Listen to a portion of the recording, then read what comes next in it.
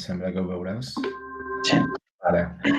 Doncs, hola, Mohamed, molt benvingut, moltes gràcies per participar. Gràcies. Ell és en Mohamed El Anrami. Doncs vam tenir la sort de fa un parell d'anys que vas venir a l'institut a fer la lliçó inaugural. Sí, veritat. Així que és que els alumnes que estan ara van començar aquell dia l'institut i ara estan a punt d'acabar el cicle. No? Molt bé. Molt benvingut, moltíssimes gràcies. I res, una mica el faré 3-4 preguntes perquè doncs, és molt interessant la teva opinió sobre una mica el que està passant i com podríem sortir així. Va, perfecte.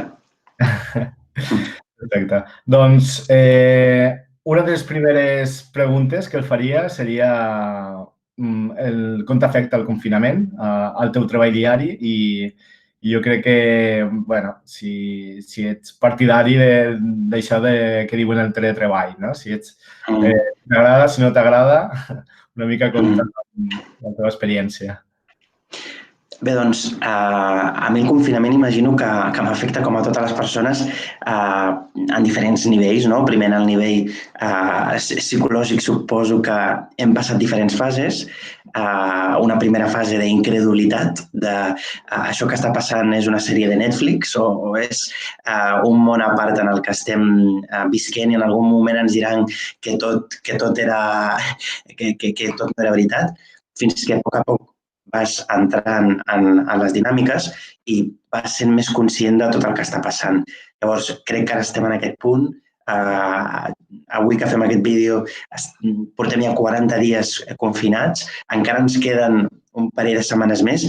Llavors, el cansament mental, cansament més psicològic és evident i suposo que compartim totes les persones que estem en aquest punt.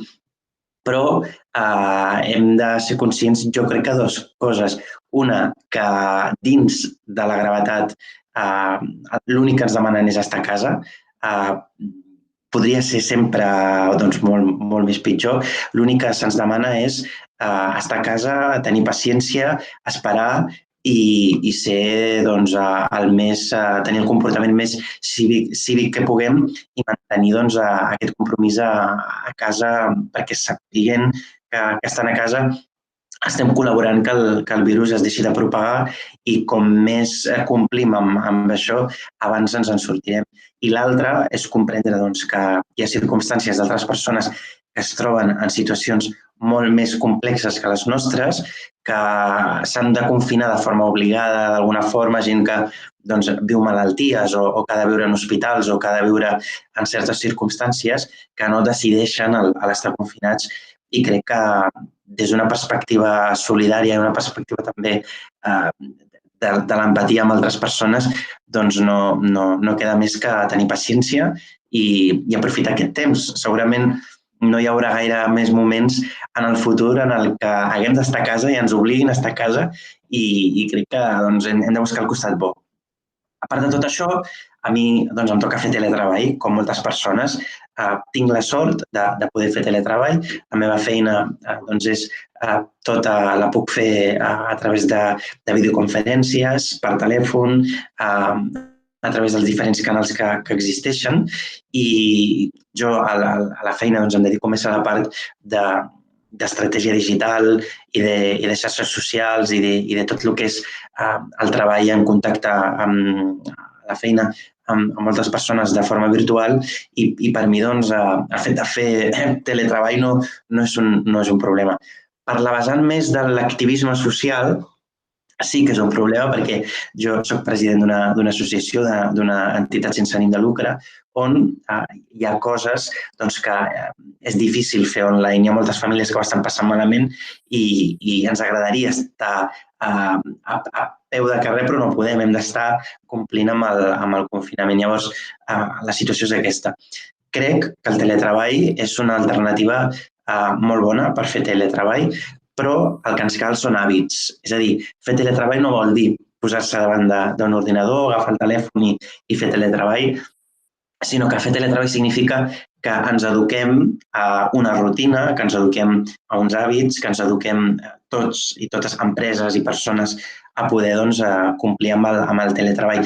Tinc la sort que l'empresa on treballo, el teletreball abans del coronavirus ja estava molt establert i llavors no ha estat difícil perquè tots estem equipats amb el material que necessitem per fer teletreball i no ha estat difícil.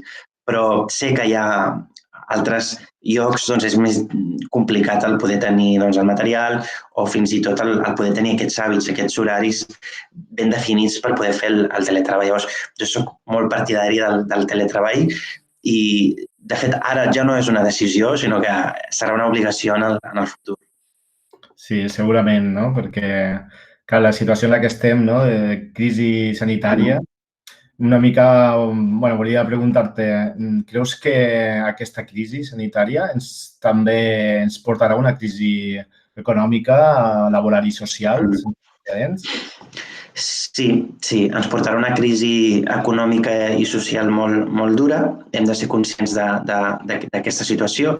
Jo l'altre dia comentava a Twitter que com més aviat assumim que haurem de renunciar a moltes coses i que haurem d'anul·lar a moltes coses i que el 2020 és un any que estem perdent pràcticament a molts nivells, millor, perquè com millor diagnòstic fem de la situació, millor remei podrem trobar. Llavors, jo el diagnòstic que faig és un any 2020 on l'economia es paralitza i aquesta paralització porta a precarietat, porta a un cop econòmic i social molt dur per sectors que depenen pràcticament de l'estacionalitat, com són el turisme o com són altres sectors.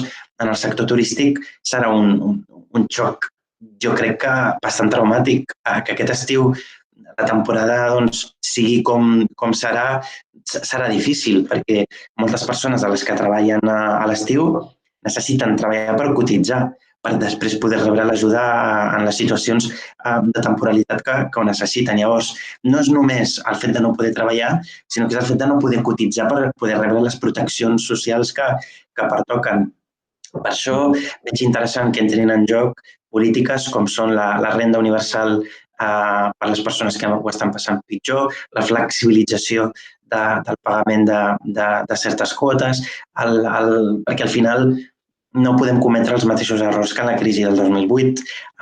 En parlen molt els polítics de no cometre els mateixos errors del 2008, però crec que en certa mesura algun error sí que estem cometent. Llavors, hem de ser conscients que les decisions que prenem ara seran també l'impacte i el resultat que veurem d'aquí uns anys. I la generació de les persones que segurament ara estiguin veient aquest vídeo són generació de joves que alguns mitjans de comunicació ja etiqueten o ja utilitzen el nom de la generació C, la generació coronavirus. És a dir, som una generació que haurem viscut dues crisis econòmiques molt profundes. La crisi econòmica del 2008, una crisi que va ser sagnant per molts col·lectius, i la crisi d'ara del coronavirus, que encara no notem en gran part, però que notarem. Llavors, la nostra generació som una generació resilient, som la generació que ens en sortirem i ens en sortim sempre, tot i les dures circumstàncies, una generació preparada, una generació capaç de reinventar-se, però a la vegada hem de ser conscients que som una generació precaritzada, on temes com l'habitatge, temes com l'accés a una ocupació digna, amb uns drets que respectin, amb la facilitat per trobar feina, es complica. Llavors, crec que aquesta generació nostra que hem viscut aquestes dues crisis som una generació que dins de lo difícil haurem après moltes coses. Haurem après lo difícil que és viure en un entorn de tanta incertesa i tan complex. Llavors, si som capaços de gestionar aquesta incertesa, de superar aquesta situació amb resiliència, serem una de les generacions que més preparades serem. Partint de la base de que no m'agraden les etiquetes. Els últims anys ens han dit generació perduda, generació nini, generació millennial, generació de la multipantalla, generació Z. Ens han dit ens han posat moltes etiquetes, però aquesta crec que és interessant perquè, en certa manera, posa de relleu una realitat, i és que som una generació que ens ha tocat patir, com moltes altres generacions històricament, però nosaltres també, en certa manera, ens toca patir una pandèmia sense precedents en l'època moderna.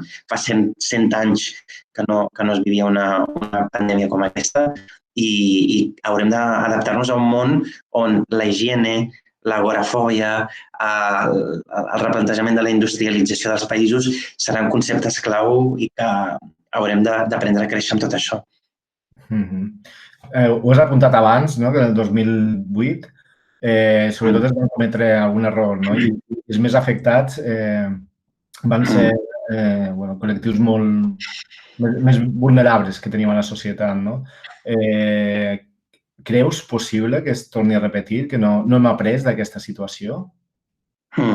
Sí, segur que ens tornem a equivocar. El que sí sabem és el que no s'ha de fer. És a dir, si alguna cosa m'he après de la crisi del 2008 és quines receptes no funcionen. I les receptes que no funcionen és el portar al límit a les persones que ho estan passant malament. Per què? Perquè al final cronifiquem aquesta exclusió i no ens podem permetre ser un país amb una pobresa cronificada. I això vol dir persones que no se'n surten i que, tot i treballar, viuen en situació de pobresa o que hàgim de viure en unes circumstàncies de les quals un país amb una capacitat com el nostre no es pot permetre. Llavors, hem de ser suficientment capaços de trobar l'equilibri perquè les empreses no pateixin el cop, perquè al final les empreses són les que generen en part riquesa i ocupació, però que això no hagi de pagar tampoc les famílies més vulnerables. I és una qüestió d'equilibris i en aquest joc d'equilibris serà important que tothom siguem molt solidaris i molt empàtics amb les dues parts. Llavors, crec que necessitem caminar cap a aquest equilibri. Tenint en compte que, com deies, hi ha col·lectius que sempre pateixen. Una és la generació de joves menors de 35 anys. He vist estadístiques de les feines o dels col·lectius que més han perdut durant el coronavirus i el col·lectiu que més ha perdut feina durant aquesta crisi ha estat els joves menors de 35 anys. Llavors, venim d'un atur del més del 50% d'atur juvenil i això no pot ser amb una de les generacions millor preparades. I en aquest cas no s'hi valdrà dir que toca fer una fugida de serveis, perquè és que al món sencer estarem visquent, en certa manera, una crisi similar. Llavors, com que ens tocarà replantejar tot això, serà clau. Joves menors de 35 anys, i després, a l'altre costat, hi ha persones majors de 55 anys que els hi costa trobar feina per la seva edat. Llavors, aquests dos col·lectius jo crec que és clau que hi posem atenció. Repetirem els errors del 2008? Depèn de nosaltres fer cas a analitzar el que va funcionar i el que no. Vale. Jo crec que queda una miqueta clar tot. Més o menys ja has intuït que, per exemple, un dels ingredients que hauria de tenir aquesta recepta màgica potser hauria de ser la renda bàsica, en el teu parer? Sí. A veure, un dels ingredients pot ser la renda bàsica, però alerta com es gestiona. Per què dic això? Perquè a Catalunya ja existeix una renda garantida mínima, però el seu desplegament no ha estat bo. Crec, no em vull equivocar, però crec que només el 8% de les persones que podien rebre aquesta ajuda finalment l'han rebut per un mal desplegament de la mesura. Llavors, si realment arriba que tenim una renda mínima universal, ja no serà només tenir-la, sinó quin desplegament es fa perquè arribi a les famílies. No pot ser que els processos es ralentitzin fins a més de 3-4 mesos per poder rebre aquestes ajudes. O no pot ser que els requisits siguin tan mal previstos. Jo crec que aquí a Catalunya, com altres comunitats, hi ha precedents de renda garantida. Ara l'Estat en volen introduir una. Haurem de veure si una també és compatible amb l'altra, de com es gestiona, però la clau d'això és que no es quedi en una promesa política, ni per un costat ni per l'altre. El que toca és, i el que remarcarà l'èxit d'aquesta mesura és com es desplega aquesta renda garantida i quin grau d'eficàcia té per arribar a les persones i, sobretot, que ha d'anar acompanyada de polítiques d'ocupació activa. Llavors, aquí entraran en joc altres elements fonamentals. Renda garantida, polítiques laborals d'ocupació activa i reformular tot el nostre sistema, perquè al final el que ens toca i el que marca aquesta crisi és sortir-ne sense deixar a ningú enrere. Perfecte. Doncs ja no robo més temps, que sé que estàs molt lluny, està molt sol·licitat. Llavors, sí, és un plaer sempre escoltar-te, sempre contactar amb tu. Si vols acomiadar-te dels alumnes que veuen aquest vídeo. El vídeo. Bé, doncs, primer disculpes per al rotllo, però són dies difícils i segur que tots aquests temes es van repetint molt i inclús posem la televisió, parlem de coronavirus, ara us poseu a estudiar i coronavirus, però crec que és important reflexionar-ne. Jo crec que és el moment de tenir molta actitud crítica. Estem en un moment on la postveritat, on hi ha moltes notícies que són incertes i ens toca desenvolupar molt més que mai l'actitud crítica, el ser crítics i dubtar davant de titulars de diari, de proclames, és a dir, ens toca ser molt crítics i dubtar i posar en quarantena, utilitzant també la paraula, de tota la informació que ens arribi. Llavors, això ens permetrà també avançar en una situació on la informació i com la gestionem també serà clau entre els joves i també afectarà a tot el que és el sector laboral. Llavors, això, actitud crítica i aprendre que dubtar no té per què ser dolent. Perfecte. Doncs moltes gràcies per les teves paraules. Un plaer, com sempre. A tu. Moltes gràcies. A tu, moltes gràcies. Fins ara. Fins aviat. Adéu.